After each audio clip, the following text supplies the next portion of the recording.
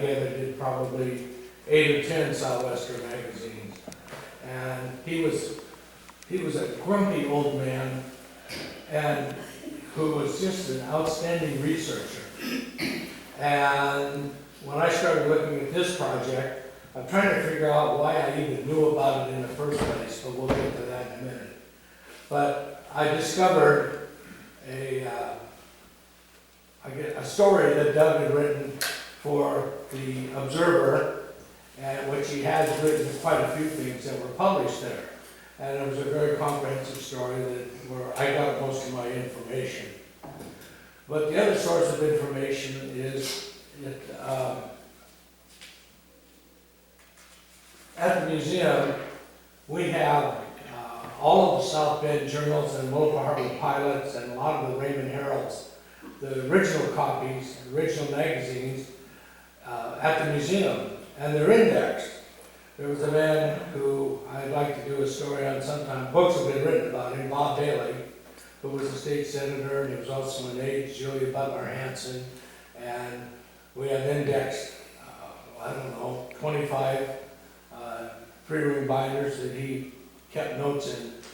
But he did all his cataloging, and there are like 50 references beginning in 1905 about the project I'm going to talk about today.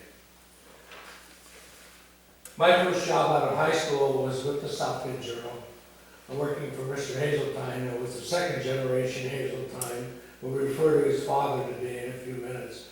But I think that piqued my interest in journalism, even though my job was to sweep the floor, take the dead rats out of the wall, and clean the coal furnace every day, get the clinkers out of them, put them in a bucket, walk across the street, and throw them in the willow pond. So that was my job, but eventually Mr.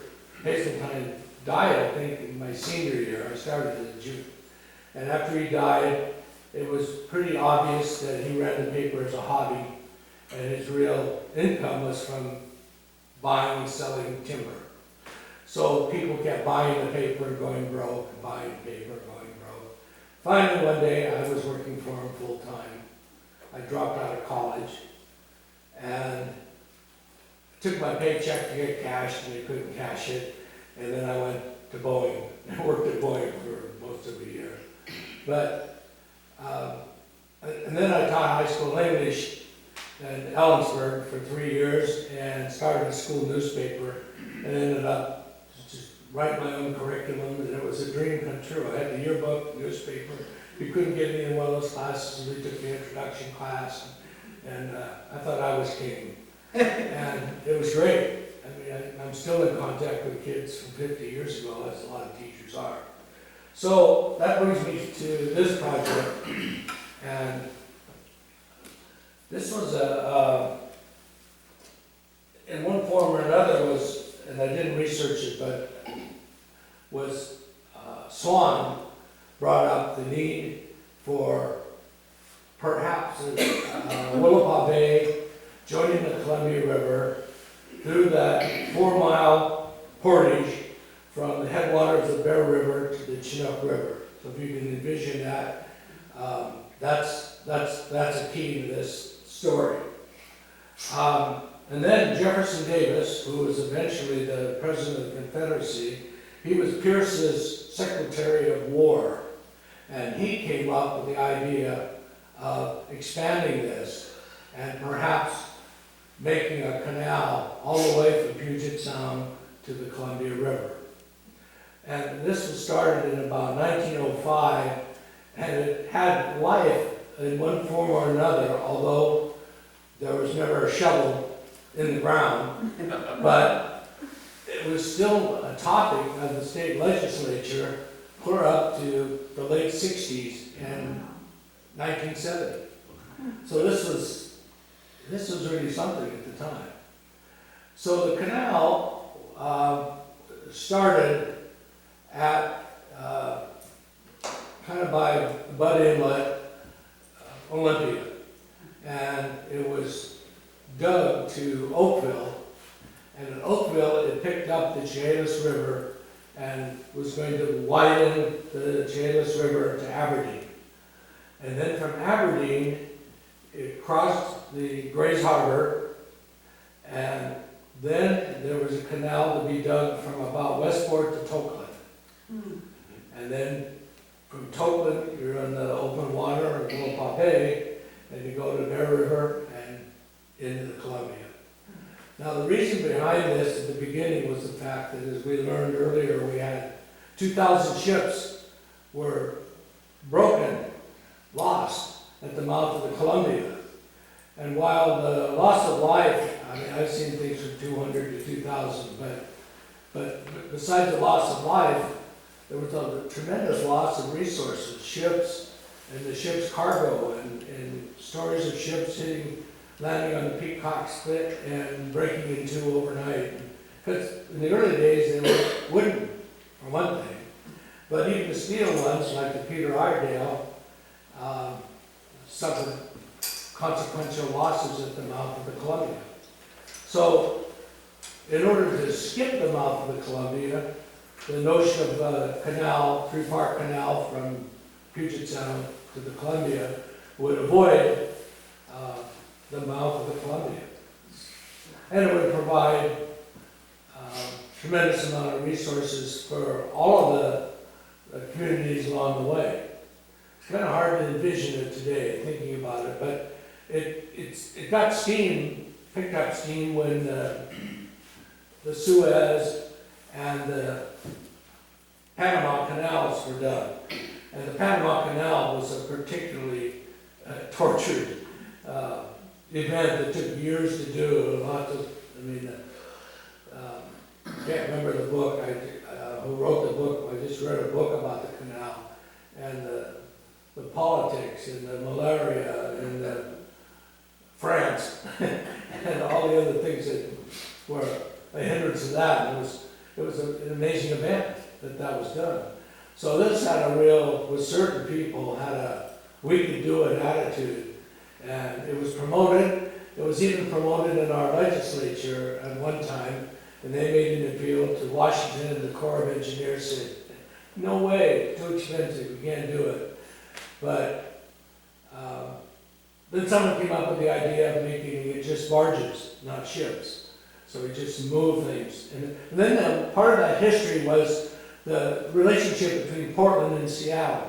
There was a time Portland was king. And I just read where Portland is getting out of the container business. They're losing $20 million a year, and that's going to have a real impact on maybe Aberdeen and certainly Seattle.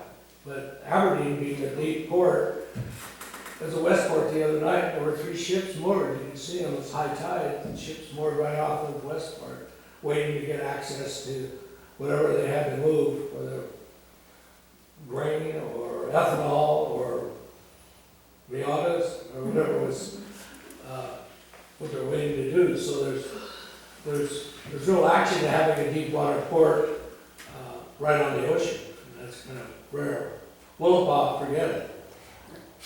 Willapa bars are not dredged anymore.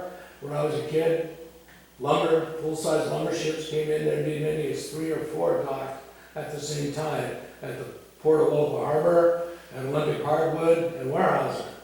And eventually the Corps of Engineers decided they weren't going to dredge the bar anymore, and I took care of that. And in some ways, it's kind of nice. We don't have a polluting industry at this time, except for cows. So the plan was, I apologize for sitting. If I stand, I'll fall over, and you don't want to. So, Jerry's ready. thanks, Jerry. If you can see this is the route. Thanks to my wife and my artistic skills. Okay, I said, she's an artist. Denise, could you trace something for me? But that gives you kind of an idea of what the route looked like and what it was going to be. Where does it come out? So it's above the mouth? I'm sorry? Where does it come out by the Columbia? Is it before the bar? Yes, it's inside the bar. The bar is between the Columbia River and the ocean. Right. So it comes out of Baker Bay or? Yes. Oh, Oh, Chinook River. Yeah, well, we're, Goes Bear River down to, Chinook Right. River. and this section here would need 5 to 8 locks. But they said that obviously this doesn't need a lock, and they said the Bear River didn't need a lock, but it appears to me that there's some elevation there that, oh, maybe they just cut it out. But thank you, Jerry, I appreciate it. I like own personal slideshow. Okay, so,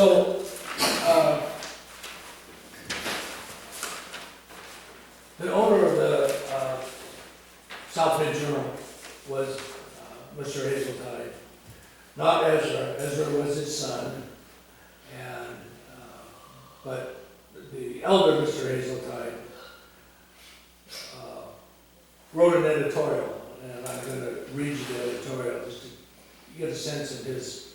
This is a very conservative, anti-alcohol, always in a fight with Mr. Little, the mayor of Raymond, and you look up conservative in the dictionary, you're liable to see his picture. There's no doubt in the world that in prehistoric ages, the Columbia's mouth was entrance to Willapa Bay. This is evidenced by the extreme depth of water at that point. Construct this canal, and there will be no further expense on jetty work at the mouth of the Columbia. A bar will form in a few years at the end of the present Columbia River jetty, just as it has done and is doing at the mouth of the Mississippi and at Galveston. It is bound to occur at the mouth of any great river. The advantage of the canal is that there would be a safe and deep entrance at Willapa Bay at all times, without the expense of a jetty to carry the sediment to sea, as there is none to speak of from the river emptying into the bay.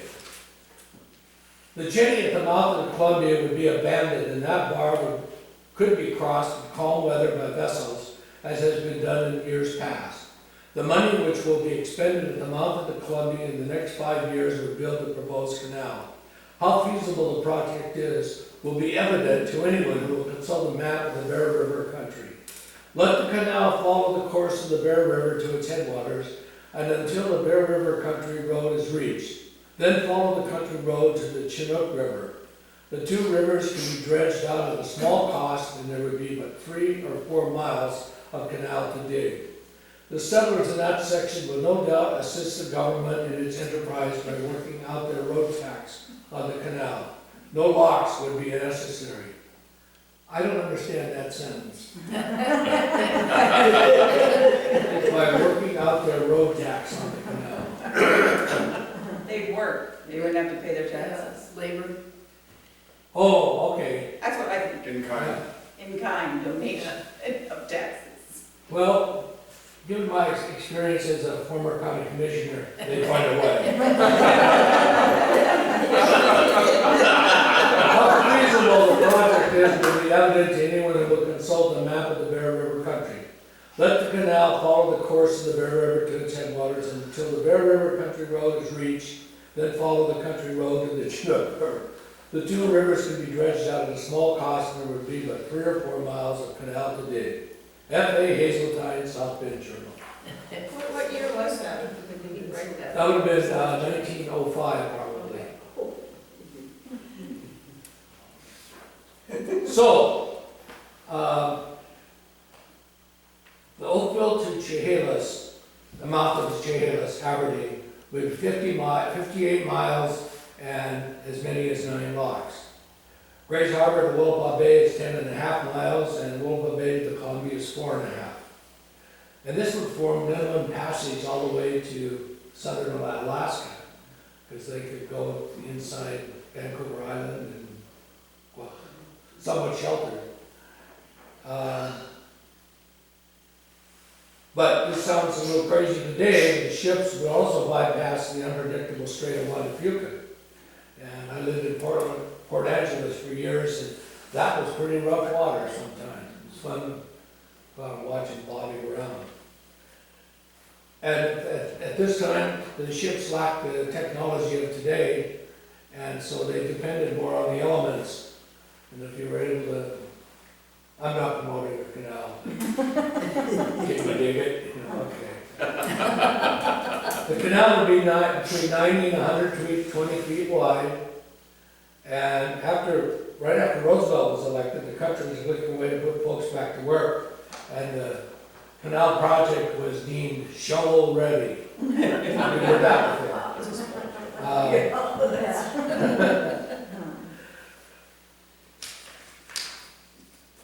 So, to recap, mid-1800s, there was discussion about this, and in the late 60s, the legislature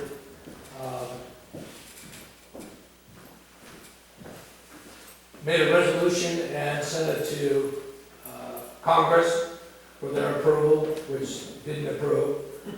One of the senators made a comment that he was going to propose that the Columbia River be rerouted through Stevens Pass. So, as you can tell, so there you have it with the big dig.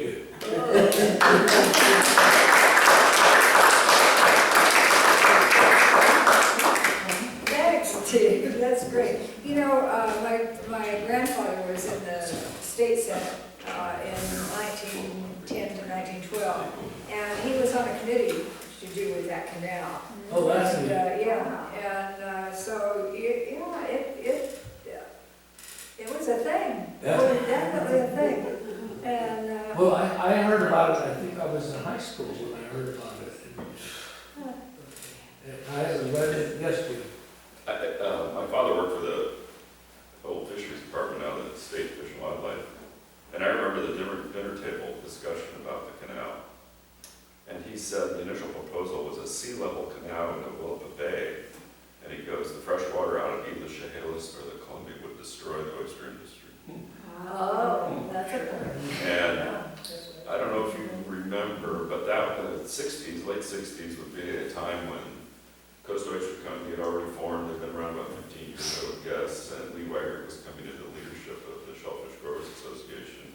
And I bet you, if you did some deep research behind the scenes, the oyster growers played a card that nobody knows about. The oyster growers and the crabbers And, and the fishermen, they were being on the post. yeah.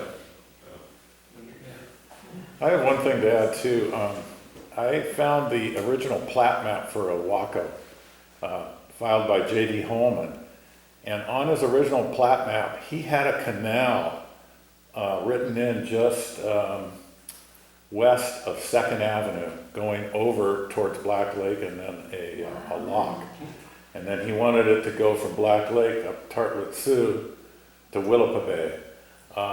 But he died before they could really get that thing going. But I just thought it was interesting that, even back then he was thinking about a way to get there.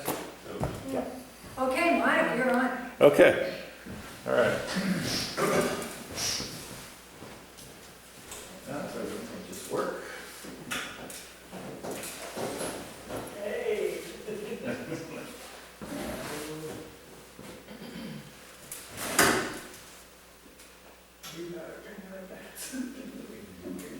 In this case, the clouds are our friends. So I'm sorry, it's kind of washed out here, but this is a picture I took in about 2022 of the Ilwaco land, which of course you all know it burned up. A lot of these piers burned up. But before that, at this location, let's see if this works. At the same location, PAC Board built his Aberdeen Packing Company cannery, just about on the exact location. And he was pretty successful with that cannery. This is a group photo of him and his employees. That's B.A. Seaborg, that's his wife Charlotte, who he divorced, by the way, after about 32 years and married a 22-year-old. But anyway, that's another story. So is Annie Seaborg. She was 16 at about the time of this picture, and it was a stage photo. They had a professional photographer come and do that. Side view of the same cannery. So What year are we talking about? So these pictures here are in the 1880s, probably around 1885. They're not labeled as such, but I know that she looks about 15 or 16, and that would put it in the middle 1880s. This cannery burned down to the pilings in 1898. And so it was then sold to the Columbia Packers Association, and he sold it for $15,000 along with the piece of land that it attached to. And then he fled to Fairhaven, where he built the biggest cannery in the state of Washington in 1900, which then burned down to the ground. Oh, and 2 months before this cannery burned, his Columbia cannery over in Astoria also burned to the ground. And that one was located right next to the old firehouse there as you go out of town. This was right next door. Of course, it was a brewery back then, and it was made of brick, so it survived. These things were just accidents waiting to happen. So were they, the wood, was it like creosote, or was it, I mean, just like really flammable? It had, okay, so it burned down to as far as the water line. Yeah. So I'm not sure if they put creosote on them back then. They might have. Jim? No. Okay, there was no It's just the creosote. wood that burned? But there was so many flammables in these canneries because they needed to do things like put lacquer on the cans. Because if they didn't, then the cans would show rust, which is why a lot of the labels are red, so you wouldn't notice that the can was rusty. So they used wood to fire up boilers and coal. They had oil lamps. They had watch keepers to watch at night. But a lot of times they were blottoed, and they didn't do their job. So enough of that. So that was 1879. But the very first pier or wharf was built by L.A. Loomis in 1876. And this is my favorite picture, and I'm sorry it's washed out. But it really does show good detail. Oops, there you go. Let's suck. Okay. Sorry. There. It really shows good detail. This picture was taken about 1885. So here's what happened. By the way, this is another shot here. This is all staged. It's for promotion. The tourist trade. I mean, you look at all these people, and if you look close, they're all dressed up, they're all happy, they've arrived at Ilwaco, and they're coming to the beach, and it was a big deal. And on this right here, you can see just a little bit of Seaworks Cannery over there. So what happened was, Loomis had a sheep farm north of Ilwaco, and he kept getting wet, or he'd get wet, or the story goes that he got tired of getting wet, loading his wool to take over to Port or Astoria. And so he put together the money, enough money to build this pier, and it turned into a huge money maker for him. And it provided a lot of the capital that he used to go into further transportation initiatives like his Ilwaco Steamship and Navigation Company, Ilwaco Railway and Navigation Company. There were a lot of kind of deals between him and some of the other businessmen at the time. This building right here, this is the freight building that after the ships came in and they unloaded the people, then they unloaded the freight there. Well, he decided to sell the pier in 1881 to the Cape Hancock Salmon Canning Company. The secretary of that was J.R. Golter. Golter's kind of a famous name here on the peninsula. And he sold it to him, the pier, for $750, with the provision that he always got to use the pier for his transportation business, and with the provision that he would expand the pier to include these net rack drying, I don't know what you call them, but they dry net racks. They dry nets on them. And so on the southwest side was reserved for Loomis, because he was thinking about getting into the salmon canning business. On the right side was Loomis, on the left side was Cape Hancock salmon canning. And that's what that building down there became. Loomis built another warehouse right where the pier attached to Mess House Hill, and he also was required to improve the roadway going down to Ilwaco. So that brings up the question, where exactly was this pier? And so I was looking through all the deeds, and I found out that Loomis bought this chunk of property right here from Holman. It's block 3, fractional block 3, and it was located over here on the east side of Mess House Hill. And so, if you take away anything, remember anything of what I said today, when you go down to Ilwaco and you see this house up on the bluff there, the pier attached just to the left, okay? It came out at an angle, and then it went parallel to the railroad pier, which hadn't been built yet. Okay, so that's where it was. So this shows where the railroad pier was. Here is where, well, that's Ilwaco Landing. This is a modern picture, but that's where the railroad pier was.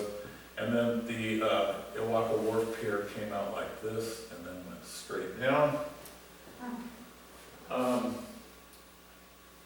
So this is a picture of the pier after the railroad pier has gone in. There's the Ilwaco Wharf. It's pretty much abandoned. It's used kind of for storage, but you can see how it comes out and turns. And then notice those buildings there. That's the freight house that became the salmon canning company, Cape Hancock. And this is even a better picture because it shows Seaborg's cannery. It shows the Cape Hancock cannery. It shows the railroad pier, but what's missing is the original Ilwaco Wharf Pier, except for those buildings. Okay, so this is the railroad pier in 1920. It's pretty much been abandoned. And that's the fire there at the Keystone Cannery in 1968. And what's burning right there are those houses that used to be the Cape Hancock salmon cannery, and it used to be the original freight house. Now, that Keystone Cannery was taken over by, what's his name? I always forget this name. P.J. McGowan, and Sons.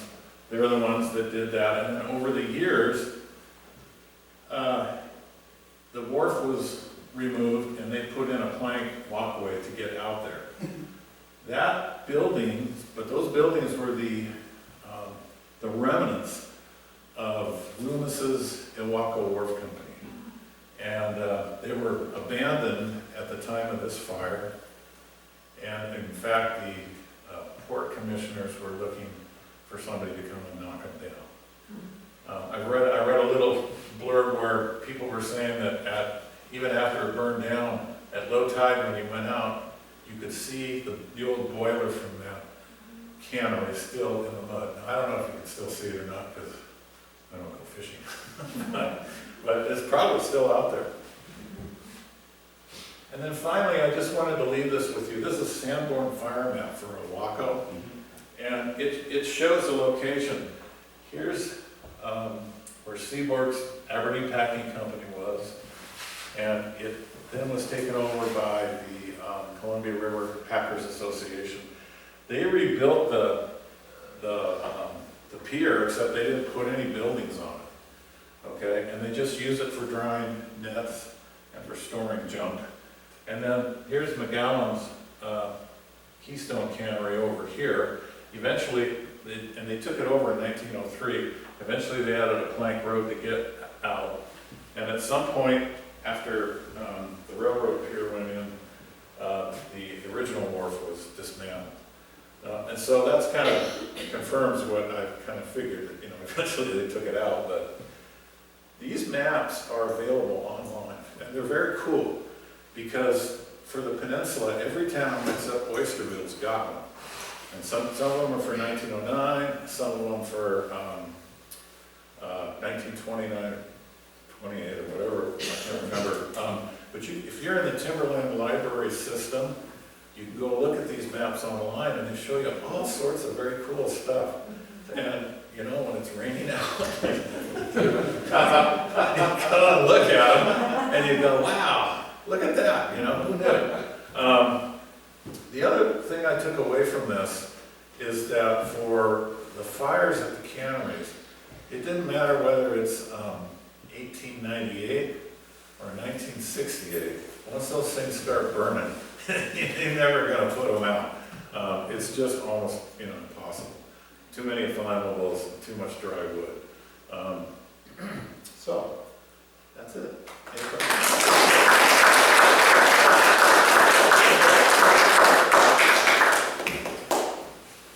Question back here. Sure. I always wanted to write a book titled "If These Piling Could Talk." It's fascinating work. I mean, It's unbelievable. all up and down Raymond and South Bend. We had a kind of a folk hero in South Bend named Ray Hicks, and we did a southwestern on him one time, but he passed away recently. But he knew the history, and I always thought, gee, just throw him in my boat and record it. Yeah, really. I did. Yeah. But I should have. That's too bad. One of the things on the Ilwaco wharf, Loomis bought back the wharf for $1,000 a couple of years later, and I still haven't figured out why, but it was in gold coin. But J.R. Goulter, he was the secretary of both the Salmon Candy Company and the Ilwaco Railway and Transportation Company. And I thought, man, there's got to be a huge conflict of interest. Somebody's making some money on this deal that they wouldn't normally have made. But he did put in a pretty decent road from that wharf down to Ilwaco, and he did make a lot of money on it. And the other farmers didn't like it so much because he had a monopoly on freight. The last thing I'm going to say is John Briscoe tried to compete with him, and he formed a company called the Farmers Wharf and Transportation Company. And they raised some capital, and they bought all the lumber, and they were going to put a competing wharf up to this Ilwaco wharf. And then they went bankrupt. And they never got built. So anyway, there you go. Yeah, I have a comment on the question about creosote piling. So I spent a lot of time doing piling research years and years ago. And what I discovered was that the U.S. government, when they built the quarantine station, used creosote piling for the big dolphins. And when the U.S. government built the Desdemona lighthouse, they used creosote piling for the lighthouse footing base. And the lighthouse is really fascinating. Across the Columbia River Bridge, or Astoria Mega Bridge, on a really nice day, and you look out mid-span to the left, you'll see a square of about 100 black piling.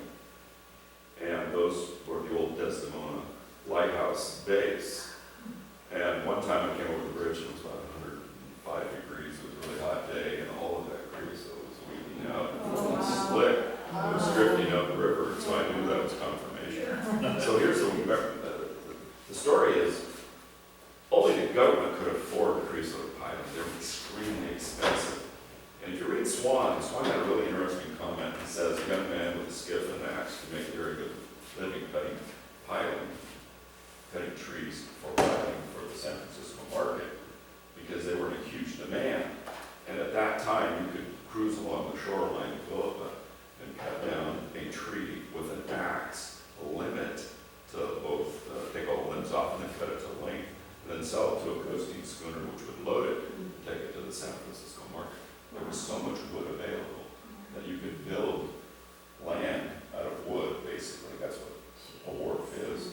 And all the beams and caps and piles could be driven with steam drivers. And there were, if you go back and look at the history of steam drivers, Strand had one, Waggards had one, they were really common. And that's how so many structures were built in the late 1800s at very low cost very quickly. However, you are correct. Two things will take down a cannery: fire and drift logs.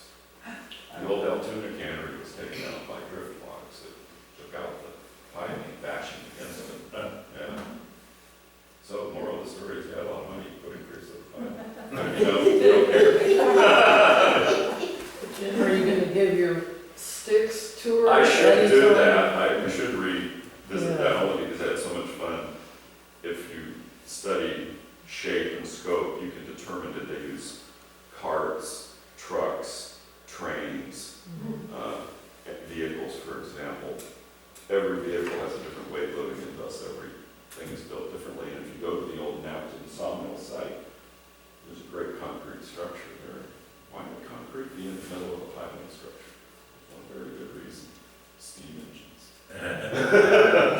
So that's a lot of fun, but thank you. That's very, very good.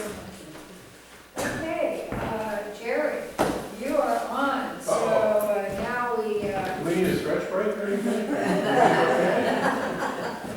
All right.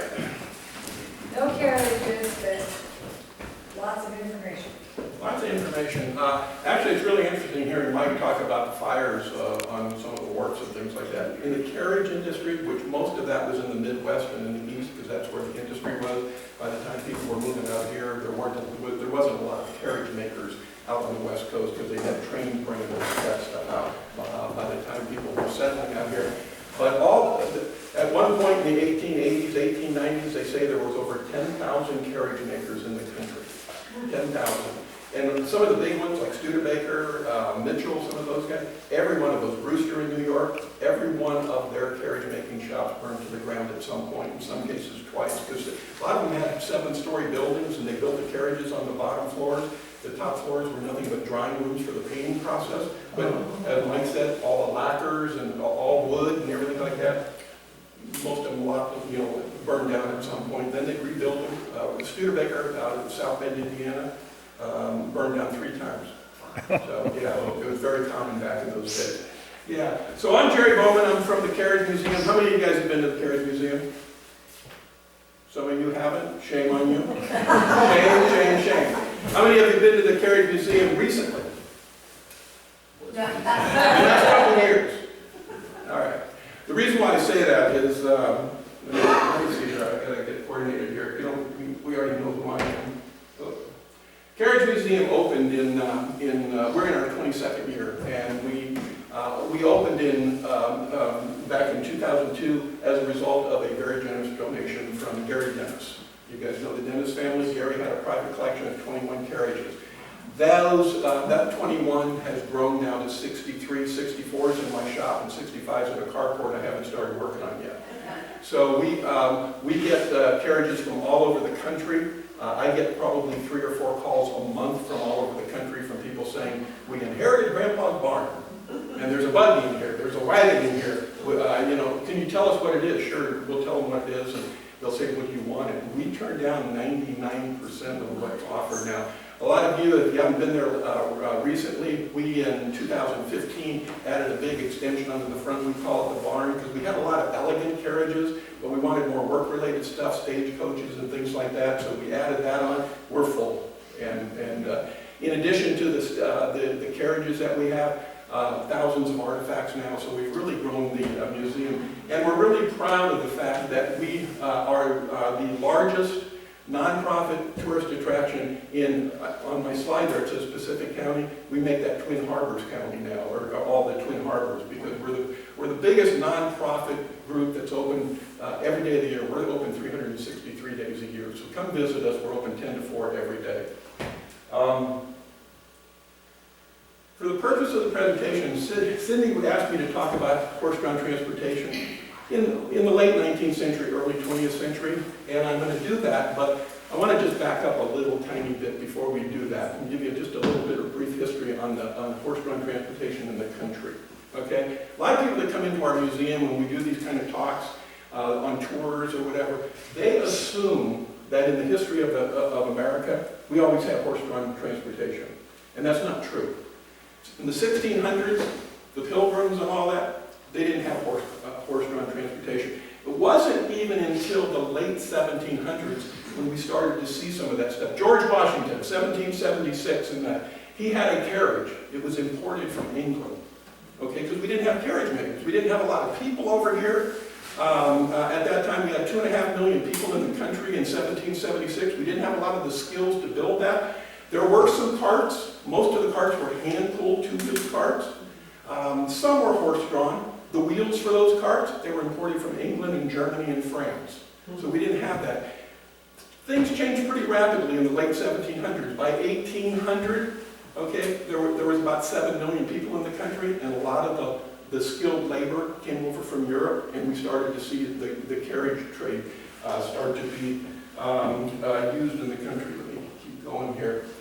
One of the things back in the 1880s, 1890s, what people don't realize is that there were a lot more horses than we have in the country today, okay? They estimate in 1895 there were about 25 million horses in the country.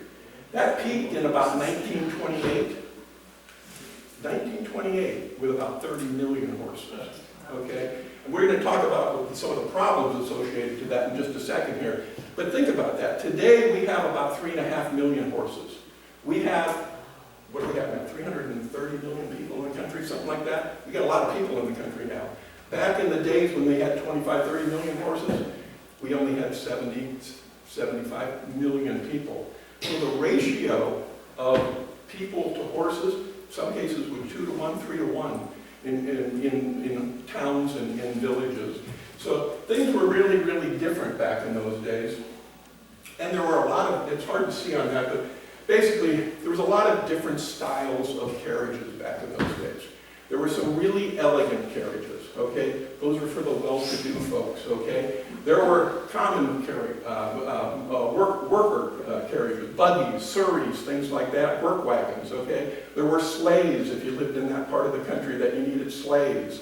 And there were a variety of different types of work wagons, and we'll talk a little bit more about that here in just a second. This is some of the elegant vehicles that we have in the museum. You've probably been there. This one up here, it's really hard to see. This is called a C-spring dress landau. Back in 1895, okay, the average man was making about $300 or $400 a year. That's an 1895 carriage. You could have bought that for $1,500 bucks. Okay. Now, I'll guarantee you that's not what I would have been driving in 1895. Okay. In a second, I'm going to show you my Studebaker buggy. Okay, Studebaker, same company that made the cars in later years, but Studebaker was the largest producer of horse-drawn vehicles in the country in 1880. They were churning out 100 vehicles a day. Phenomenal production. Most big companies, if you could do 20 or 30 a week, you were considered huge. Studebaker was doing 100 a day. All styles of buggies. Elegant coaches, wagons, buggies, surreys, you name it. Abe Lincoln, his carriage that carried him to the Ford Theater, okay, the day that he was, or the night that he was assassinated, that was a Studebaker wagon. That's on display back at the Studebaker Museum in South Bend, Indiana. But a lot of really neat high-end vehicles. Again, it's hard to see. This vehicle down here, this is actually called a Kimball Town Coach. Kimball was a big producer of carriages back in Chicago. And actually, they had one of those 7-story buildings that burned down twice in their history.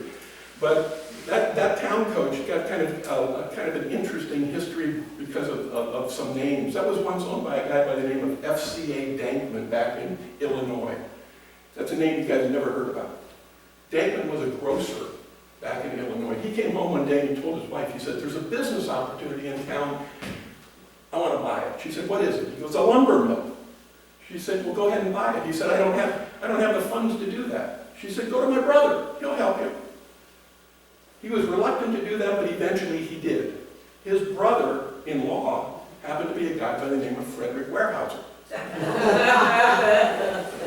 And that one lumber mill became 3 lumber mills within a year. They opened up the Weyerhaeuser-Dankman Lumber Company in the Mississippi Valley.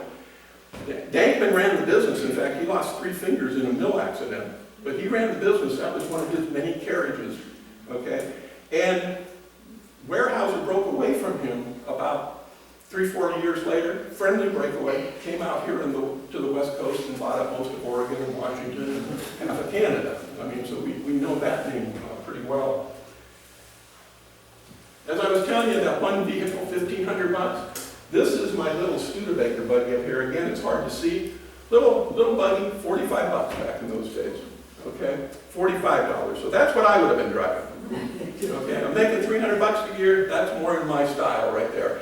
And when you ordered your buggy back in those days, you ordered it based on what you could afford. There's another vehicle up here, this one here. This is a Surrey, a fringe top Surrey. You guys all heard the term fringe top Surrey? How many people have seen the movie Oklahoma? You know the song? I'm gonna let you in on a little secret, okay? Those were never called fringe top Surreys. That particular one was made in 1890 by a company called Velai out of Illinois. They were never called fringe top Surreys until the movie Oklahoma came out in 1955. They were called Surreys in our country before then. In Europe, they were called Surrey carts because they were originally designed in Surrey, England. That's where they got the name from, okay? But the little vehicle down here at the bottom, again, it's hard to see. That's a little 2-wheeled vehicle. They call those road carts. That's what most people had back in those days. Little 2-wheeled vehicles, they called them gigs. And one of the reasons why most people had them, again, I'm making $300 a year, right? You could buy one of those for 15 to 20 bucks. Okay, so that's what most people have. A lot of people come into the museum, and when we do tours, we talk about that kind of pricing back in those days. And I said, it's like if we went and stood on the corner of Highway 101 in the summer months, and we counted traffic or cars that went by for an hour. You know what you're going to see? You're going to see Fords and Chevys and Kias and Nissans and whatever we have today go by. You're not going to see a ton of Rolls Royces go by. Those other ones were the Rolls Royces of their day. Okay, and we have a lot of those. They're beautiful, but you didn't see a lot of those back in those days. There's also a variety of styles of work wagons. This is a Mitchell Lewis wagon. I'll tell you a little bit more about that in just a second. This is the oldest piece we have in the museum. It's from 1840s. It's called a road coach from London, England. And it's the most valuable piece or most valuable carriage or vehicle that we have in the entire collection in terms of today's prices. Primary reason is that was used to deliver mail, freight, and people. It used to run between London and Exeter, about a 200-mile trip. And they had all these little villages in between. And it used to deliver mail and freight out there. But they beat them up so bad, they only stayed in service about 3 to 5 years before they literally would start breaking apart. They'd repair undercarriage parts and wheels for as long as they could, but eventually the bodies would all crack because they beat them up so bad. They'd push them off to the side of the road, take off all the metal parts and burn them. So that's a really rare piece. Most valuable piece we have in our collection. This piece down here is just an interesting piece of equipment. We got that off of a ranch in Northern California. That's an old road grader that was made by the Western Wheel Scraper Company back in Illinois, back in the late 1890s, early 1900s. The first 600 of those that company made went to the railroad industry to lay track across the country because they were putting track all over the place and building roads. It's one of the reasons why carriage usage did not become pretty common until about the 1840s back in those days. Prior to that, most people couldn't afford them, but when production numbers started increasing and stuff, they became more affordable, thus the $45 or $15 vehicles and stuff, and people started using those. By 1850, we had probably about 26 million people in the country. By 1900, that grew to 76 million people. And it presented some interesting problems. A couple pictures of our sleigh. Let me keep going here. Although there was nice ways to ride around lifespan. There's also some very nice ways to go when you passed away. We are lucky enough to have 2 hearses in the museum. This is an American hearse made by a company called Sayre and Scoville out of Ohio. Interesting enough, it's a car panel hearse, beautiful car panel. Some of you may have seen that. It's in our back room. But it was made in Ohio in 1888. And that company still makes hearse today, but they make them under the S&S label. Of course, they don't make horse-drawn. They put them on Cadillac bodies now. But you've seen some of those. The other piece that's in the museum that gets a lot of attention, this is our Vienna hearse, car panel hearse. That picture doesn't do it justice. It's a huge, huge vehicle, but it's all hand-carved, thousands of hours of labor to make it. It's just incredible. So towns were really crowded back in those days with horse-drawn transportation, okay? Once roads were developed, you know where some of the first roads were developed? Pennsylvania. You guys know the term turnpike? Yeah. The first turnpike that was made was between Lancaster, Pennsylvania, basically I think in the 1790s or so, 1780s, 1790s. And basically it was a turnpike between Lancaster and Philadelphia. And they put logs, buried logs across the road every 10 miles or so, and every time you crossed over there, you had to pay a fee. So we were talking earlier about the government getting their share. They were getting their share. It was a gravel road, a very high-end road at that time. They also, in terms of the vehicles back in those days, which was interesting, they taxed horse-drawn vehicles. So a 4-wheel vehicle was more heavily taxed than a 2-wheel vehicle. So that's how they generated income as they were starting to build up some of those vehicle populations. But towns were really, really crowded. Even the Portlands, the Seattles, the LAs, the Chicagos, particularly on the East Coast, the big towns, Philadelphia's, New York's, they were really packed with a lot of vehicles, horses, and whatever. We'll talk more about that. And the horse-drawn transportation played such an integral part. I like to say that horse-drawn transportation helped build America. Okay, we started having trains. We were talking about the shipping industry coming into ports and stuff. All that stuff had to be unloaded from ships or trains, and it had to be transported some way out to warehouses or to stores or whatever. And that's what horse-drawn transportation did back in those days. Mail service. This is a little mail buggy that we have. It's hard to see in this slide because of the light in here, but this is our little mail buggy. How many of you guys know where Cornelius, Oregon is? That used to deliver mail in 1890 in Cornelius, Oregon. And what's kind of neat about it is down here on the back panel here, it says RFD number 4. RFD, you guys know what that means? Rural Free Delivery. That's what the mail service was originally called.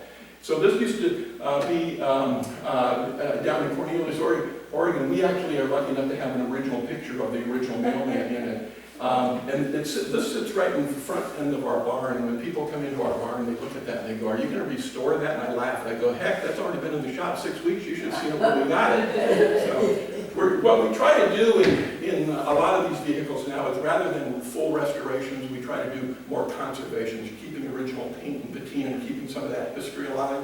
So sometimes that process takes even longer than it does to restore them. Another work wagon down here.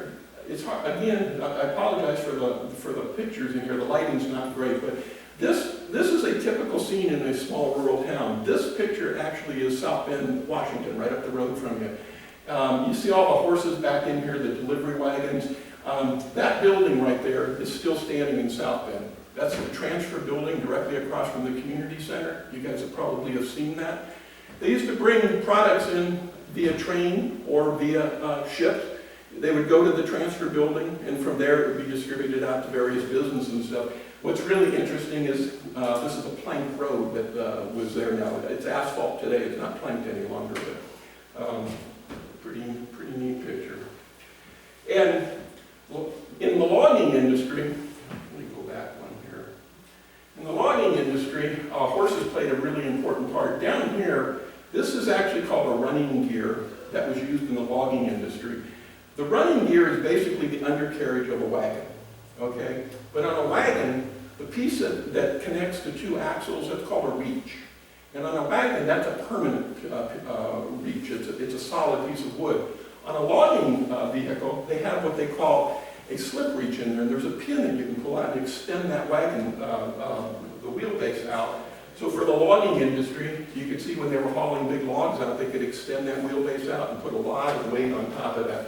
Steam donkeys replaced horses out in the woods back in the late 1890s, basically, when steam donkeys really took hold. Some started in the 1880s, but they eventually replaced the horses. And there's a lot of neat pieces of equipment that we have at the museum as well. This is a stump puller that was used down in Vancouver, Washington, when they were clearing land. Very dangerous piece of equipment. Horses attached to the end here. This is a big ratchet where a line went out, got tied around the stump. They secured the other end of the sled onto another tree and pulled that stump out. But you can imagine what happened when that cable broke or slipped or whatever. People were injured as well as horses. Pretty dangerous. We get lots of questions about the Oregon Trail because of our proximity to where the Oregon Trail ended out here.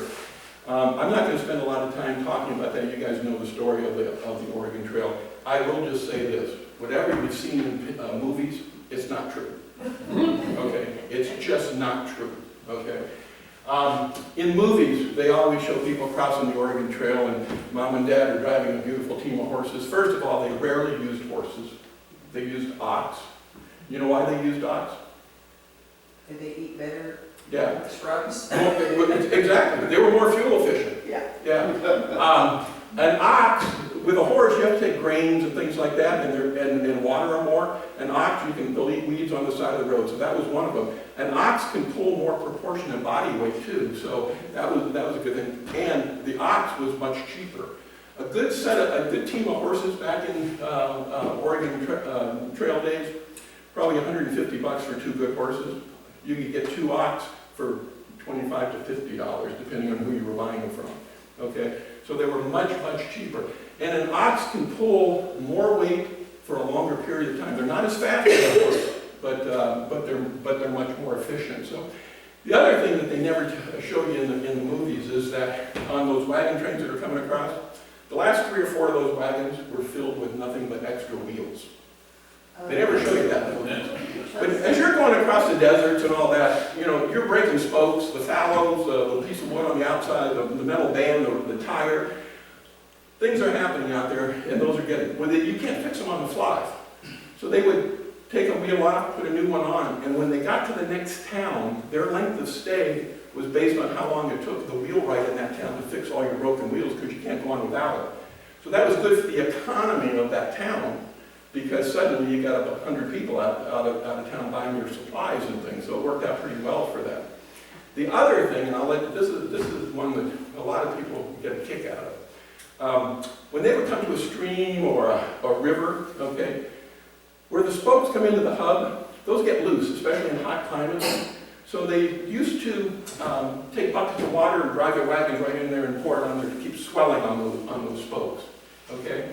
You never wasted anything out there. So in the morning when you were breaking camp, if you had coffee, you poured it on your wheel hub. Because otherwise you're wasting that resource. You didn't just throw it out. Here is the real kicker. Us men, Oh, yeah. along the trail, we were encouraged to relieve ourselves on the wheel hub. I'll guarantee you, you've never seen that in a movie. They don't show that in movies. But that's reality. That's what people were doing. Because again, if you didn't do that, you're wasting that resource. So it was kind of interesting. And most people walk. Exactly right. Yeah, it was brutal. It was brutal. Most people coming across on the Oregon Trail, they did walk.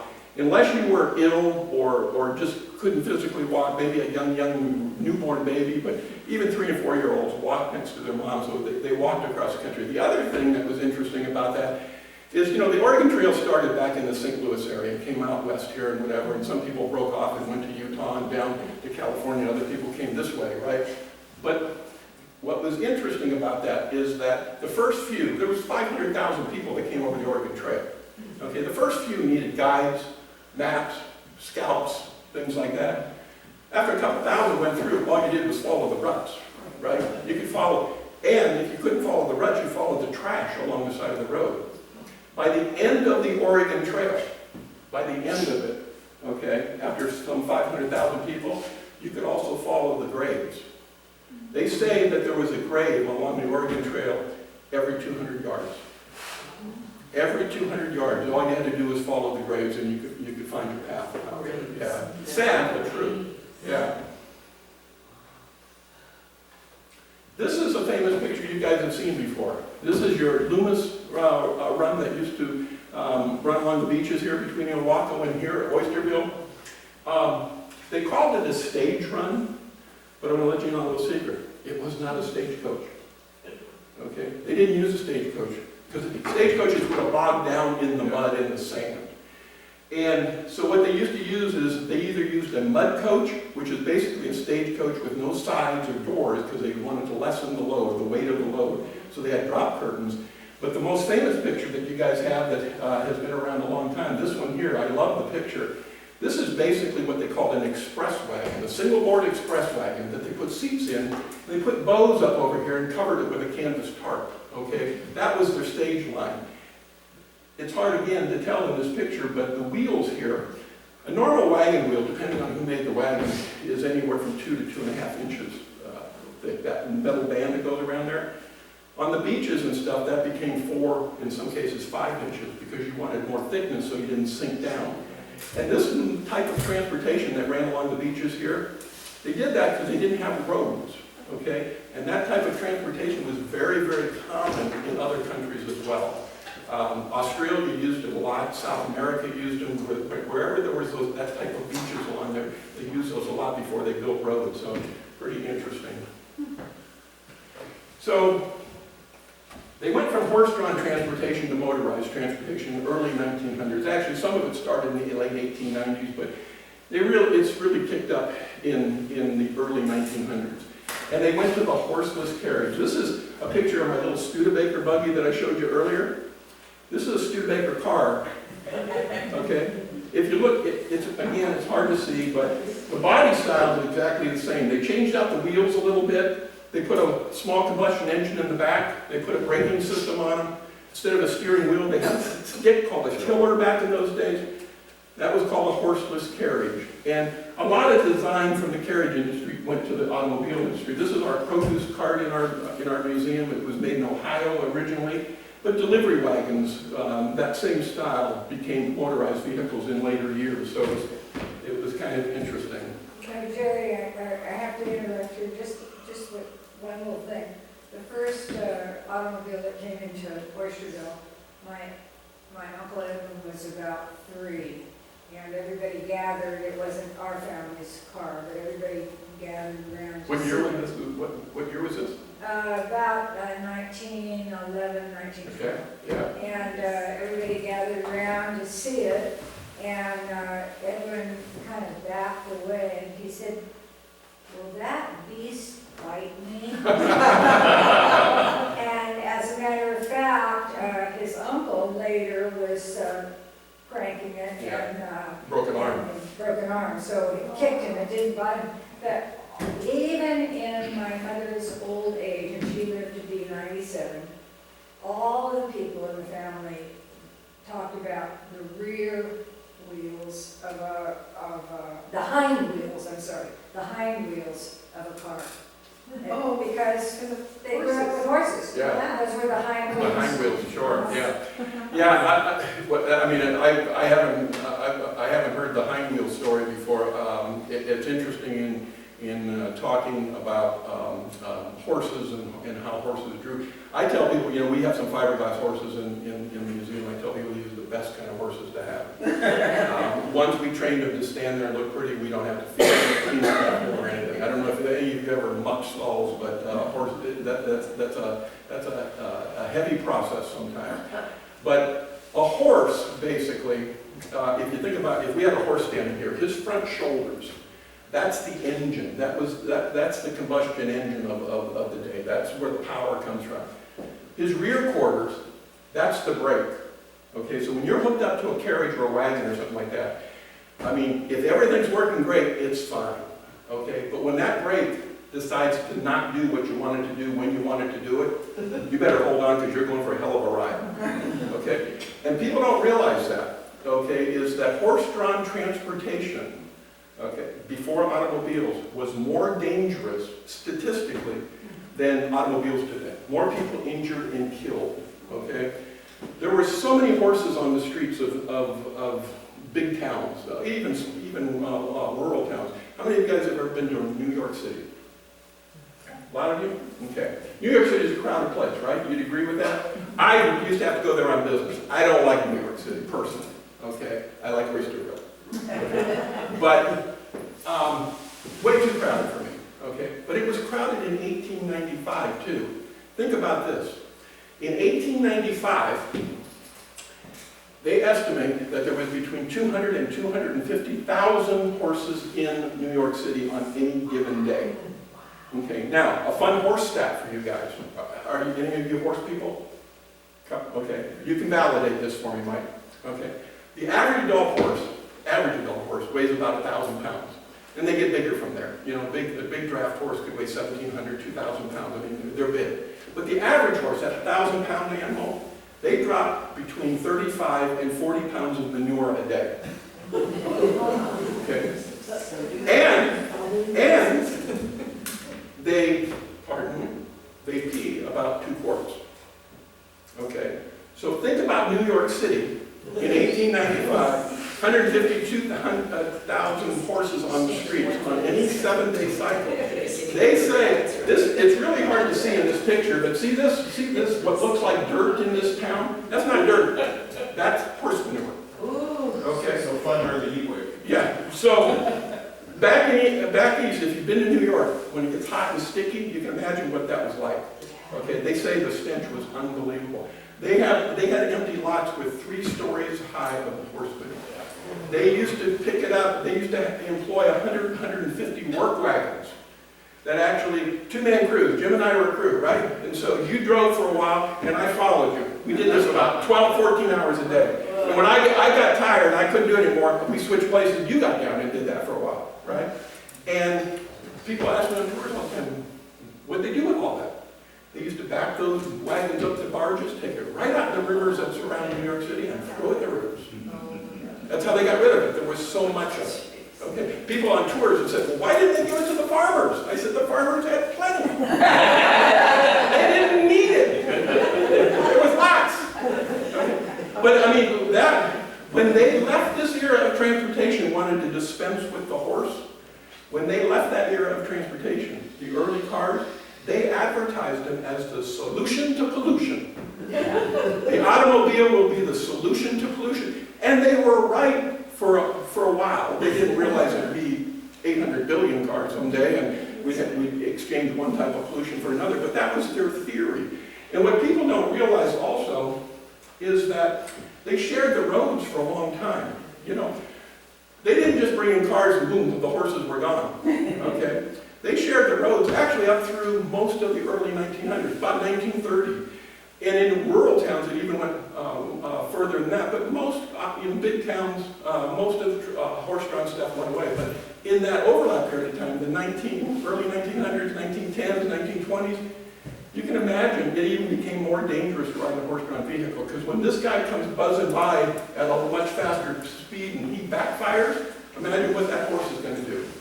And again, you better hold on because you're going to go for a heck of a ride. And lots of people, I mean, out of control horses going down the streets, wiping out people and other carriages. It was pretty serious.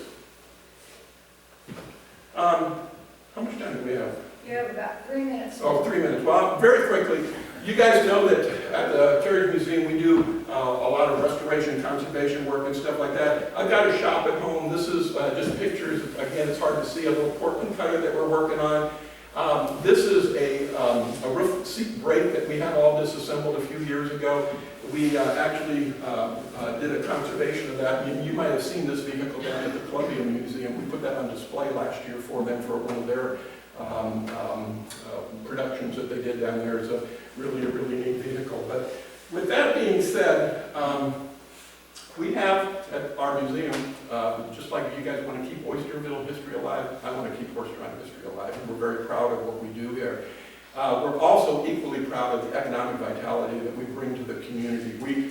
We're drawing a lot of people at the museum. We have become a destination point for travelers. What's really cool, someone came in the other day and showed me, if you go to your Google right there and you do the voice thing on Google and say, best carriage museum in the country, guess who comes up? Us. I mean, we're pretty proud of that, so yeah. Anyways, that's kind of the carriage museum. That's my talk. I mean, if you have any questions regarding horse-drawn stuff, I'd be more than happy to take them from you. We did bring in a few artifacts, so before you leave after Jim's presentation, if you want to go back there and look at any of that, we'll be more than happy to tell you a little bit about that. But come visit us, and if any of you guys want to do a tour of the museum, we love doing tours. As you know, as you probably realize already, I like to talk about this stuff, and if you do a tour, we can talk for as long as you want. I mean, when Lori introduces me a tour, she goes, how long do you have? Because Jerry can give the hour tour, the 3-hour tour, the weekend tour, yeah. But anyways, any questions?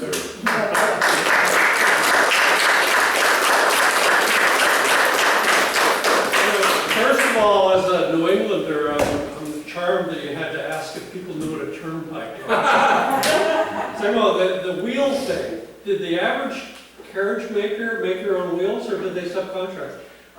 Yes and yes. It depends on the size of the carriage maker. In the early days, like I was talking about the 1700s, they imported most of the wheels because that skill set wasn't there and a lot of the tools. By the 1800s and stuff, we started bringing a lot of talent over from Europe, and those craftsmen did make their own wheels.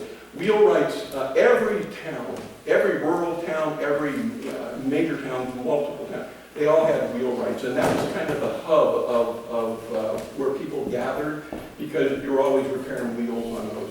And a lot of the bigger companies, they employed their own wheelwrights and blacksmiths and stuff, and made all of the components. A lot of, like I mentioned, the 10,000 carriage makers, a lot of the smaller companies, they bought their wheels already made and then just installed them on their boxes and whatever. Yeah, good question. Yes, sir. Do you know if how would their ladies? I mean, they had to lay those boats and everything. I know that at some point I've seen the old Boeing plant too. Yeah. With Well, it's a combustion engine. The question is, how did they power them? Is it steam? Steam. Yeah, steam. And that was basically what drove the Industrial Revolution, to be honest. In that late 1700s, early 1800s area, as they were building these big factories, basically. I don't know if you've ever seen factories that have that were being run by steam, but the big belts running everywhere and everything like that. That's how they did all of that. Not only their lathes, but any type of tooling equipment. Yeah. Big rolling bar. Exactly. Yeah. Well, thank you.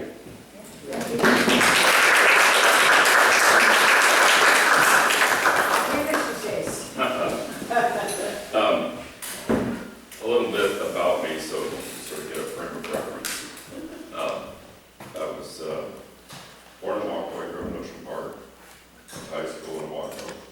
Spent about, 12, 13 years away in higher education. Came back and spent about 36 years roughly in public service in the county. I've had a bunch of different jobs, which I've enjoyed very much. Working with Cindy and community historian was a love. So, what you need to learn is to have a conversation with your friends in the restaurant about history. History in this context in the community is about dialogue. And that's really, really important. Hey, Jim, Yes? I thought I'd never say this, but could you speak up a little? Sure. But I'm careful in this room because it echoes something severe. So Sydney asked me to talk about the past and the present, and so I picked a time period in the past, which is about 1900 to 1920. And there's a reason for that. And then the time period in the future is like now to maybe 20 years on. And so that's a 100-year gap.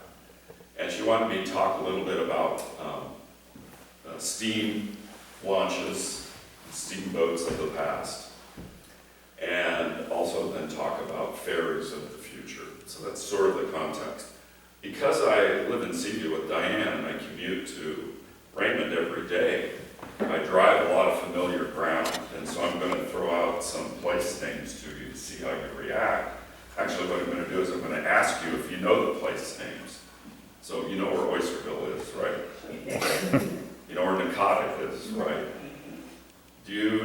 the South Bay unit of Willapa National Wildlife Refuge is, and do you know its name? It's Tarlet. That's a Tarlet unit. Okay. Do you know where the old hotel was on the Bear River? Do you know where the Wahlberg Road was?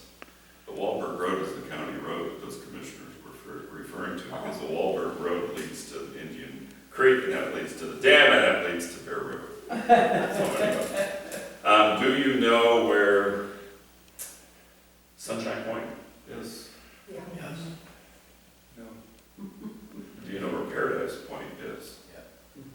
Paradise is on Long Island, and Sunshine is on the mainland. Pretty interesting. Do you know where the old Nassau Bridge is? The old Nassau Bridge? Yeah, it's a concrete bridge. It's called the old Nassau Bridge. It's near the credit union, Okay. near the old hospital. It's now near the old bank. It's now the hospital. Yeah, that's a really important place. Do you know where Johnson's Landing is? Do you not know where Johnson's Landing is? So when you turn, as if you're going north on Old 101 to go to Raymond, you make a left-hand turn. Right. That's Johnson's Landing. Oh. Yeah, that's Johnson's Landing. If you don't make the turn and you're coming back, You're in Nassau. Go to Nassau. you're in Johnson's. Yeah, right. Yeah. Who's Johnson? He lived there. He was a gentleman who lived there, and the steamboat or launch would land there. That's why it's called Johnson's Landing. Do you know where the Nema community, the old Nema community is? Yeah. The little community center on the left, the old school, and then across the bridge. Yeah. So you know where that is? Okay, good. You know where Bay Center is? Yeah. Do you know where Mailboat Slough is? Is that right beyond Bay Center? Steve knows where Mailboat Slough is. It no longer exists. Well, it wasn't, so it was originally Mailboat Passage. Yes. but And it was filled in at the end because the farmers wanted to be able to, Yep. you know that land over on the other side of the river is all platted? Yeah. So Mailboat Slough is, you know where the old title company, Memorial Drive, courthouse. So if you're at the courthouse and you're looking north, you would find where the old Mailboat Passage or Mailboat Slough was. Okay, that's in that large area that Campsite owns that, I think. Yeah. Yeah. Cameron's on it. It's a large floodplain area. There used to be a sewer treatment plant out there, a sewage lagoon, which you can't tell anybody. There's only two place names that I could find that were related to things like mailboats, steamers, launches, and that's Johnson's Landing and Mailboat Slough. I couldn't find any others. Do you know where Monon Landing is? Yep. Yeah. Up the Wilbur, okay. You know where North River is? And you know where Tokeland is, Kindred, etc. Okay. So those place names represent areas where the steamers and the launches would land. And what's interesting about that is the early days of Pacific County was all waterborne transportation, if you really think about it. Sure, you can walk the beaches, that was the easy way, but even the Chinook natives, they use waterborne transportation. And my sister and I talked about this one time. Why were the inland lakes of the beach so well connected? And the reason I'm giving you some insight into the past here is Ed Chellis, who used to live in Ocean Park and was a very good friend of our family's, told the story of ice skating from roughly Okies to Oysterville. That's because back in the day, the beavers kept all the dams alive that the slough flows out to the bay, and all that water was backed up, and in the winter it would flood. And it flooded so badly, it flooded Seaview, it flooded Long Beach, it flooded parts of Ocean Park. We would call that a flood now because it floods useful land, but back then it was just flooding what it would normally flood. And those formed inland lakes, and those lakes were connected, and so the Chinook could paddle from lake to lake to lake to lake. And that was true in Westport too. Same thing. So when you talk about that sea level canal, it was on that lake system, the interlake system, from Westport to Grays Harbor. Also, they traveled in the bay with canoes. When Swan comes here, he travels by foot over the Indian Creek Passage area to Bear River and goes up towards Willapa by small boat, small rowboat as I recall. It wasn't a canoe. That was a very common form of transportation. So in the early days, the evolution of transportation, which I love talking about, involves a bunch of different modes all occurring and disappearing and reappearing and appearing at the same time. So the period that I would pick, like 1900 to say 1920, represents an interesting life. If you were born in 1900 and you came of age in 1921, here's the weird thing that happened. Initially, your mother or father might have taken you on a launch or a steamer from, say, Oysterville or Nakata to the county seat, say South Bend, in 1900. The first automobiles that appeared weren't until about 1911. The earliest photo that I was ever able to find about the first vehicle in Pacific County was a logging truck or a truck in 1911. Here's the weird thing. Henry Ford, by about 1925, had built 15 million Model Ts. And so what happens is the Model Ts appear from the urban areas, and they appear in the hands of the wealthy. The wealthy had nowhere to drive because no roads existed. Okay? But what happened between about 1911 and 1922 to 1923 is the road system as we see today in Pacific County was created so swiftly that by 1930, early 1930, none of the small steamers and launches were in business anymore. That is how swift that happened. So they appeared in the late 1800s to do what? To service all these communities I just mentioned. And they would deliver, if they were lucky enough, they would have a contract with U.S. Postal Service to deliver mail. Why? Because that covered some of their core financing, and then they could make money serving passengers from point to point to point to point.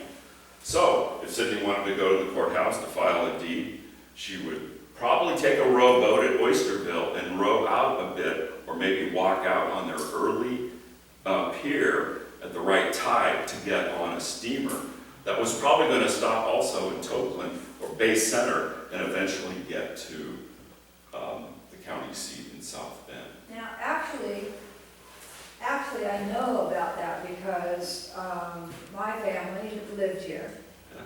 My mother and her 6 brothers and sisters. And my grandfather had a dairy farm, so he had workhorses, but he also, every member of the family, by the time they could ride, had their own horse. So they had 18 horses, usually, 18 horses. They had a big barn. And when the steamers came in, they would ride to Nakata, get the steamer at Nakata, and for the kids, anywhere they were going, they, my grandfather didn't think saddles were safe for kids. They would have a bridle, and that was all. So they would ride, they'd take the bridle off the horse, take it with them, probably, to South Bend, and give the horse a slap on the rear, and the horse would come back there. And what's interesting about that is, remember in Nakata, they built a pier for the train. So theoretically, the steamer had access to the channel there. I wasn't sure about Oysterville. I knew that you could ride a horse out to the channel, but it's a long ways out. It's a mile out. Yes. That's why the train ended. Yes, exactly. Right. Now, the citizens of Long Beach were very smart. There was actually a pier built somewhere between Guile Slough and Tarlet Slough that went out to the Tarlet Channel. And here's why some of those other place names are important. On the west side of the bay, it was really hard to get to a steamer or a launch because of the mud flats and the sand that extended east of the land. All the other places I told you about, they had channels that you could take a steamer up that channel. And these channels were quite deep, or deep enough to carry the draft of a steamer or a launch. And so you could go to that hotel on Bear River, which is about a mile above the bridge. And I went and looked for the footing for the hotel, by the way, I never found it. But I paddled my canoe up there to check it out. And all the other places, the Nema, the North River, the Bay Center, they had enough depth to get that steamer close to land. The one exception was probably Tokeland. Because at Tokeland, it would have been a little awkward because there's extensive mud flats there, and there was no natural harbor. So chances are they had to do a combination of tide and skiff to get people ashore, or a small pier. I don't know the answer to that. And that's one reason having conversations like this is so important. Because Cindy will ask me a question or give me an answer, and I'll stick it into my brain and rethink. There was a car ferry at Oakland. There was a car ferry briefly in the 20s, and it never paid. That's when it just never paid. Where did that run, Steve? It was South Bend to Tokeland. Yeah, that would be, my mom talking about that. Yeah, so it never paid. What year was that? So that was about 1921 to 26, I think. It's in one of the old Southwesters. They have a picture of it there. And I don't know where the landing would have been in South Bend, nor do I know where the landing would have been in Tokeland. But those cars are pretty light, so as long as they got the hard sand or a dock, they could probably get them out. But it never paid, and will lead to another discussion about why would a ferry or a launch or a steamer pay in the Well, future. you know, the other thing about the Nakata being the launching place, Yes. so it's the launches and the steamers.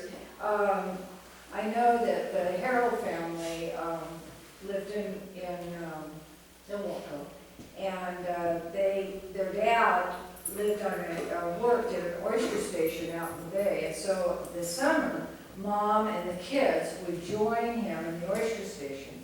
And I don't know which one it was, but it was sort of in the north, Probably off the Nema somewhere, there was a big famous station. and so it was a big deal for them when they went to join Dad, because they got to take the train, and they took the train to Nakata, which tells me that Yep. that was the place for the peninsula to catch the steamer. There just wasn't another place. And so even though places like Sunshine and Paradise weren't communities per se as we think them, they were centers of industry around shipping and logging.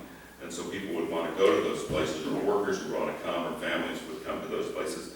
And there were several oyster stations in Willapa. I believe Murakami was born on an oyster station in South Bay. Never touched Rhode Island until they started school at age Yeah. 6. It's so amazing to think about. So their only transport out of that area was by a personal vessel or sailing vessel, or in the case of a steamer or a launch, they could get access.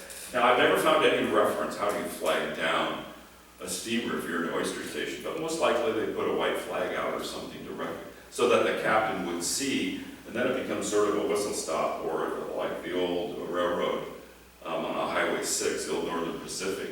You put your milk cans out there and the train would stop and pick your milk cans up. And that's sort of like a whistle stop route. As a port manager, I have to tell you a funny aside, because our port district is quite large, and we service a pretty big area all the way from Nema to Tokeland, and our boundary is just north of here about a mile. So see, our port boundary actually goes a mile north all the way to Grace Harbor County. Wow. There's about 11,000 people in our port district, about 700 square miles of land and water area. And over the last few years, I was able to find, with assistance from the commission, quite a bit of money to buy a couple key properties. And one of the properties we bought was Bendixson Landing, we call it now. It was old East Point Cannery, and the second property we just closed on was the old South Bend Boat Shop. On Bendixson Landing, I sent a picture to Cindy. There's a little boat there called the Ena, E-N-A. And this boat is a launch. It's a launch, it's not a steamer. Cindy asked me if it ever had a steam engine. I doubt it. We determined it was built, a waterback boat, probably in the 20s. It's incredibly lightly built. If you look at it, it's built like a canoe. That's extremely extremely small ribs and light planking, and its purpose was to take citizens from South Bend to Bay Center and back. And it's built so lightly that it probably could travel at, say, 7 or 8 knots, pretty good clip, so that the trip to Bay Center, depending on the tide, because it was shallow draft, I suspect at high tide, they could probably get to Bay Center in under 2 hours. I would guess something like that. And so that's sitting on our property, and I've had an individual out of Seattle ask me if that's the kind of structure boat could be restored, and that's a really good question. I sort of doubt it because of its age, but it would be nice, but you know, we don't really know. Doesn't Bruce still own it, technically? Well, technically, it's somebody in that family actually owns it. I mean, it doesn't have a deed or a title, but somebody owns it. We helped, Don Corcoran and I helped Bruce move that to Yes. that today. Yeah. We actually floated that from the South Bend dock and brought it, believe it or not, and put it where it's at today. Yeah. Yeah, that was probably 15, 16. Oh, easily. So that's a vessel that's the last of its kind, I know. Yeah. The sound, see it? Yeah. Yeah, so I've struggled with how to do it. I asked Stan Gillies before he passed away. I was really fortunate to meet with Stan 2 days before he died, and talked a little bit with him about Bay Center in the old days. And he said, you know, it's interesting, Bay Center in the old days meant that the only road that existed was the old South Bend Payless Highway, which was just an absolute kludge of a logging road that was very difficult for passage. And he says, as a consequence, people went by small vessel or launch back and forth from South Bend to Bay Center to South Bend. And he says, growing up in Bay Center was so lovely because nobody was there that didn't need to be there. Everybody knew everybody, and he missed that something terrible. So, when I went to work for the Economic Development Council about 5 years, when I went to work for the Regional Planning Council about 25 years ago, I was going through some of the material in the EDC office, and I found this recreation of a tourism experience in Southwest Washington, and it went like this. Take a passenger steamer to Ilwaco, get on a recreation of the clamshell railroad to Nakata, take another passenger steamer to Raymond, South Bend, get on another steam railroad, go to Chehalis, and make a loop south to Vancouver, Portland. That was conceived almost, 30 years ago. It was a really great idea. Has a lot of moving parts. So it's not like it's going to happen. But recently, the Economic Development Council, Pacific County Economic Development Council under the leadership of Sue Irku, worked with University of Washington Livable Cities and postulated something that many of us have talked about locally for about 2 decades. Was could you have a passenger ferry? Notice I didn't say auto ferry. Right. Could you have a passenger ferry that would operate in the middle of the bay? And the idea was, and from my point of view, what I really enjoyed about it was a loop experience if you were a cyclist. So I've been a cyclist most of my life, and that meant you could do a 100-mile loop because you could get from Nakata to Tokeland, or Nakata to Bay Center, or Nakata to South Bend, Raymond, and the loop journeys are a lot of fun. Well then, about 15 years ago, this discussion arose, could you do eco-tours? And eco-tours are a very fun way. You can do oceanic birding on an eco-tour. You can do landscape viewing and travel and see beautiful shoreline areas on an eco-tour. But nobody's been able to pencil that out. So it's been tried a few times, but it's never happened. So the University of Washington students went and did all the research necessary to do the pro forma business plan for a passenger ferry. And that includes buying the ferry, I've got 10 minutes, it means buying the ferry, operating the ferry, and knowing what your headways were, how many trips you could do per day, how many passengers you could carry, and would it make money? And could you buy a vessel, insure it, operate it? And the answer came back, yes, it would pay, would net more than zero, which is to say it would be slightly profitable. Part of that is dependent on not building a brand new ferry, because if you research worldwide said, oh yeah, you can go to Sweden and buy this boat, or you can go to New York and buy this boat, and this boat is a 600 diesel power vessel, about 45 to 55 feet, that can haul 25 to 35 people plus their bicycles, and it would require, 8 feet of draft, and it can travel at such and such a speed in the bay, pretty respectable speed, around 14 knots, if not faster. And then that becomes a vessel that is localized, that it has a home port. And then a home port from there, it can do a loop around the bay. And they proposed, for example, Tokeland to Nakata to Raymond, like Bennington Landing is one of the areas that they proposed for having a landing back to Tokeland. And you do that 5 or 6 times a day. And you do that seasonally. You do not do that year-round because you don't pay in the winter. And it has staffing, it has an office that has to take reservations, it has a captain plus 2 deckhands, and yeah, it would actually work. And the trick then becomes finding the right investor who is willing to do that business. And is it high risk? Well, all business development is high risk, I would say. Probably take 2 to 3 years to ramp it up, because a lot of this is going to be dependent on public response, and is there something there that people would enjoy? And would that in itself be an experience that people would go, oh, I would do that? And then we can get those 5,000 or 10,000 passengers in a season that you need to justify the existence. How, help me, Yeah. 5 or 6 times a day. Well, they were pretty But aggressive. I mean, when it's low tide, how? Well, remember, when it's low tide, you're only going to locations that have high and low tide access. So you have to have low tide access at Tokeland, you have to have low tide access to Port Peninsula here in Nakata, and you have to have low tide access at, As you go in, but when you're going from No. Nakata. they have to go to the main channel. They'd have to go to the main channel, and then there would have to be access from the main channel Yep. to the, Yeah, and that would work. Obviously, there were people who did, there were people who took the Bay Center cutoff channel back in the day because they had shallow draft boats and they could do it, but a vessel like this couldn't do that. So it would have to stay with the main channel. And that is not taking into account our weather.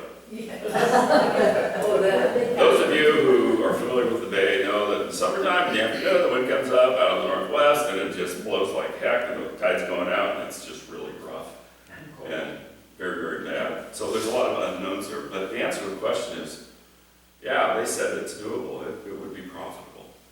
And so how you find an individual who's a risk-taker, entrepreneur, who says, yeah, I could pull that off.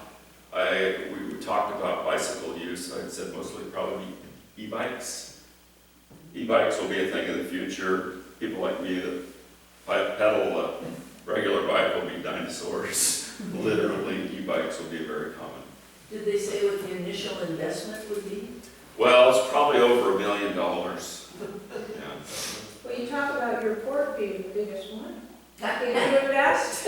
We're a mid-sized port, Yeah. and ports do a lot of infrastructure for the private sector, but they rarely buy the private sector trucks and vehicles. What we would build is a landing. We would build probably a floating dock that is access from shore, probably ADA access actually. Yeah. Access from shore, deep water where a vessel like that can pull up, moor, you get on, unmoor, away it goes. Do I think it'll work? I think it'll break even. How much profit is in that? I don't know. Why? Because I'm not convinced that you could do 5 or 6 headways a day. I just doubt it, unless it was quite fast. If it could travel around 20 knots maybe, but when I was in California, I went to graduate school at UC Irvine. I was really familiar with the Catalina to Long Beach ferry, which was a steamship, which took 4 hours to get to Catalina, because by the time it got free of the Long Beach harbor and went to Catalina and then moored in Catalina, you burned up many hours, and then be there for like an hour in the little resort town there in Catalina. His name will lose me. Bowman. Yeah. And then you get back on and you go home. So Diane and I go to Long Beach a few years ago to see her parents. And we went down to, I used to work on a boat that called the, let's see, what's the name of that boat? Oh, it's been so many years ago, I think, the Neptune, I think. And out of the Long Beach harbor, we go down there and we get on this boat. It's a jet catamaran, and you can get to Catalina Island like in 90 minutes. And that boat goes so fast that if you're standing on the back deck with a cap on your head, it'll just blow the cap right off your head. So yeah, some of those boats, fast jet boats, would work, but I don't see one involved. Yes? There's a lot of discussion about this, but I think the trail is gonna really catch fire, and I don't mean that literally, but I think that's gonna really be a draw. Yeah, I think that, so what Steve is referring to is the Willow Hills Trail. It goes from Chehalis to South Bend. It's approximately 56 miles long. It's on the old Burlington Northern right-of-way. The state parks maintains the trail, they have title to the trail. It was federally rail banked. So that means the state parks has the authority to retain all the legal instruments that make up that railroad route. And Steve is correct, I agree with him. I think that it will be a thing in the future. One of my colleagues, Kate Cox, did our trail route plan for us when I was working in DC. And she said, gosh, it's one of the most beautiful trails she's ever been on. It has this woodland, pastoral, agriculture, silvicultural beauty that you just cannot deny. And it's extraordinary. Jim, is it open all the way now?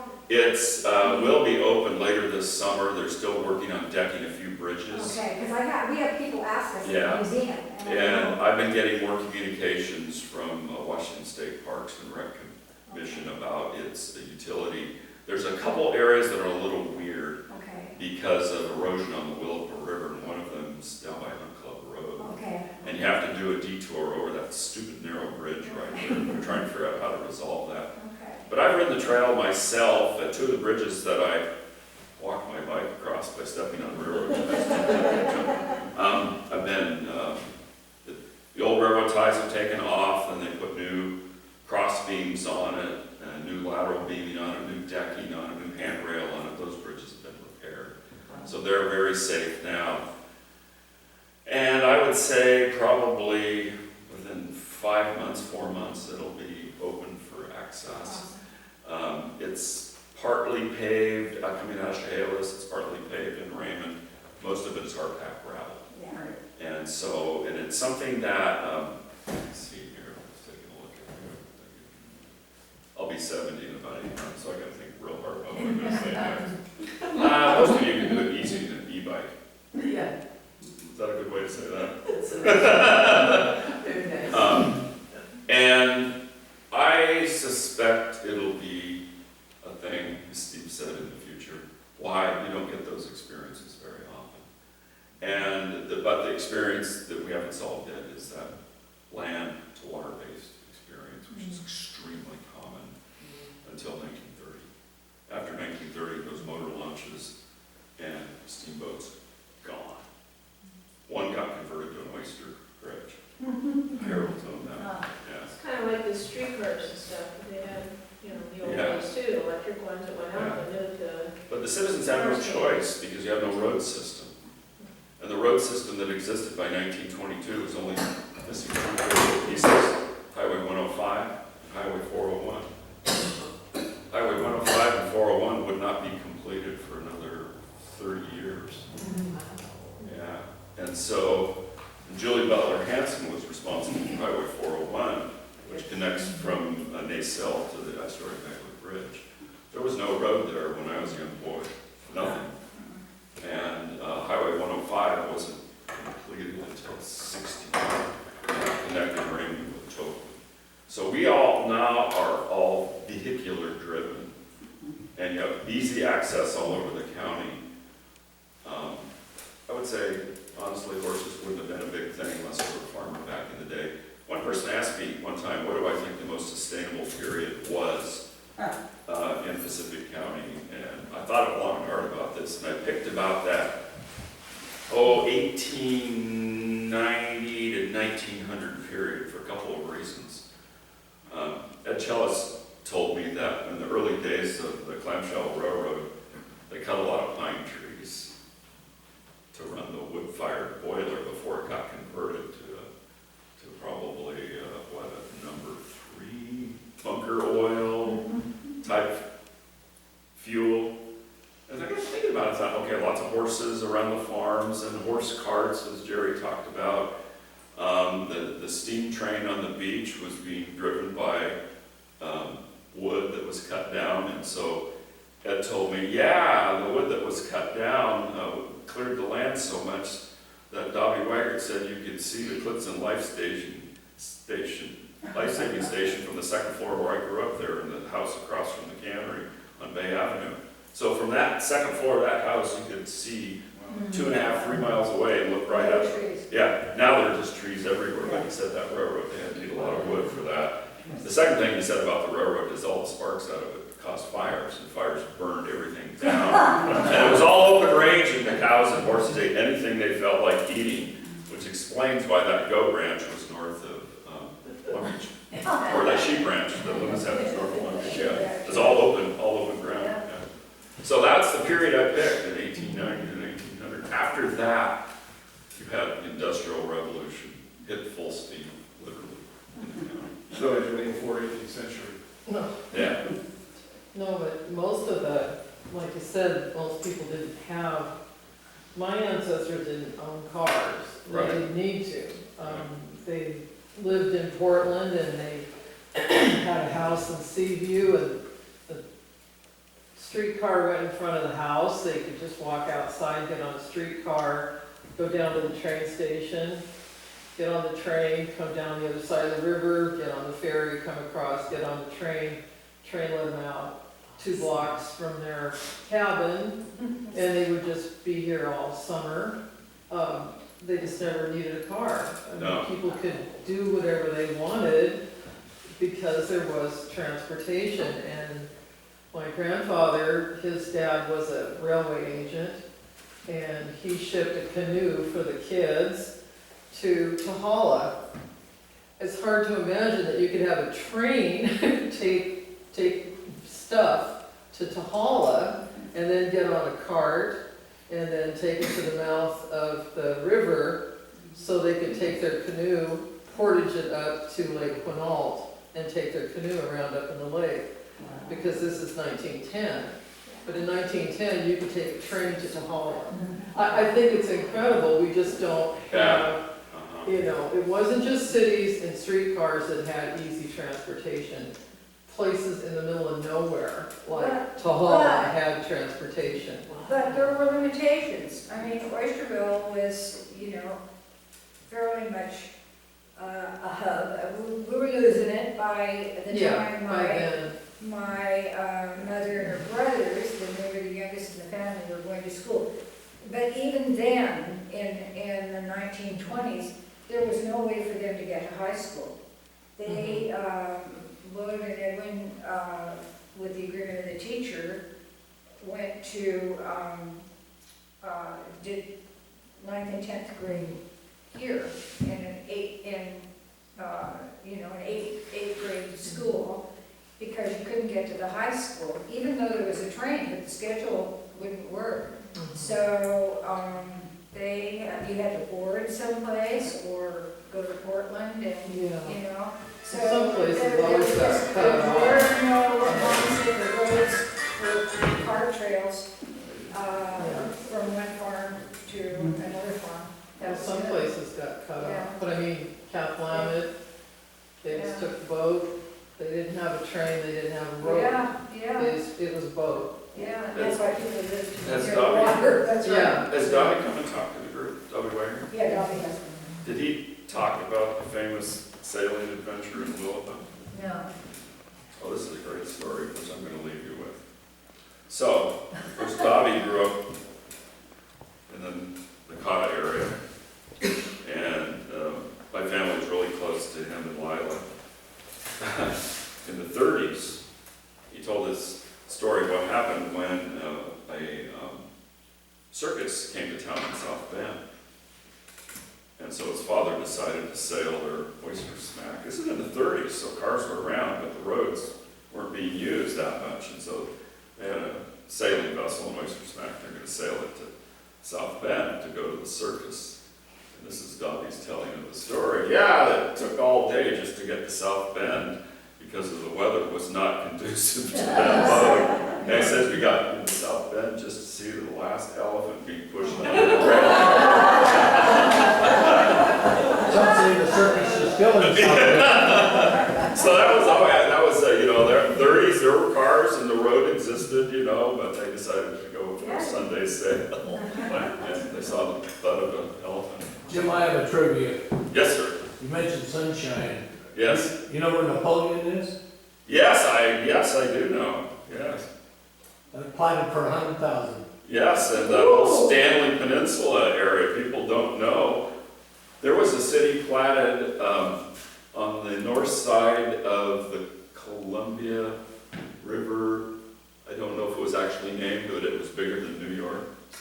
Really? So those early investors were really rolling the dice because they thought the West would develop like the East Coast. Never did.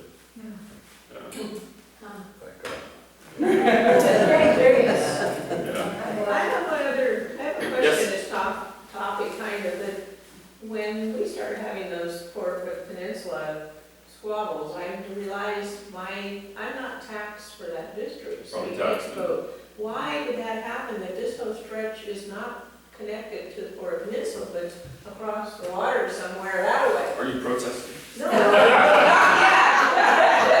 So I guess I'm, So why is the port called the Port of Willapa Harbor and not the Port of Willapa Bay or the Port of Shoalwater Bay? Therein lies the answer. So all the ports are formed in state legislation. I think it was in 26, but they actually didn't form until 28. The ports didn't. And so the county dock was the port, literally. However, the port wasn't figured, the Port Peninsula platting wasn't figured out until the 60s. And it sort of existed, but it wasn't well defined. It is better defined today. However, the Port of Willapa Harbor viewed themselves as like the Port of Grace Harbor, and the term Twin Harbors was really common back then. I was a member of the Twin Harbors Council as a Boy Scout, for example, the two harbors. The term harbor has a direct connotation to industrial development, economic development. So when the Port of Willapa Harbor named itself, it wanted control of the mouth of the bay. So it made sure that its boundary was the mouth of the bay. And literally, it comes all the way down past,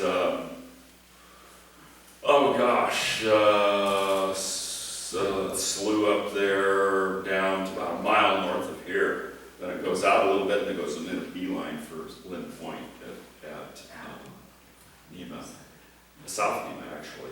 And then it curves in sort of a weird line above the Port of Ilwaco all the way to the Lewis County line. That was done that way for what the port envisioned was industrial development. So Port, Willapa Harbor, mouth of the bay meant that they could lobby for dredging, the mouth of the bay for channel maintenance by the federal government. And that's what they decided back then. And you gotta remember, back then, Raymond, South Bend, in the 20s, was the center of the universe of county power. One commissioner represented all of the Long Beach Peninsula, all of Nacelle, all of Nema, up to South Bend, and two commissioners represented the north end of the county. So it made perfect sense to me that politically they would have included the mouth of the bay, and that you now pay taxes into my port. You can call me up anytime. You want me to put a sign up that there says entering the Port of Willapa Harbor? I will. But we're good neighbors. So, yeah. How much channel work do you need? Channel work. Do you need to build a dock or a pier? Maybe. Yeah, that's your taxing district. So you must live up on Stackpole Road. Stackpole. On the bayside? Yes. And somehow I'm out of the loop with the locals, further south of me. Oysterville is not. But you're not in our port district. You weren't? No, you're probably in Ilwaco. Yeah. So when they, Why? so the commission, when they drew the port map, everything, this is Ilwaco's thinking, everything to the east of Sandridge Road is the port of Ilwaco. I In don't the think east so. Of Sandridge Road. It's amazing. Yeah, this was so crazy. But I was Nakata on a map, it's right there. Where's- Well, they had to readjust the map to connect them, and they did a map adjustment with Ilwaco's permission years ago. Well, that was gerrymandering, but it really needed to be done. But yeah, a peninsula started with the county dock. That's what it used to be called, the county dock back in the day. Well, transportation, folks, to be continued, I think. Thank you, everybody, and thank you, people that signed my. I want a gold star, because I didn't mention any times. I get a gold star. I didn't mention That is too much. So if you Google, Yeah.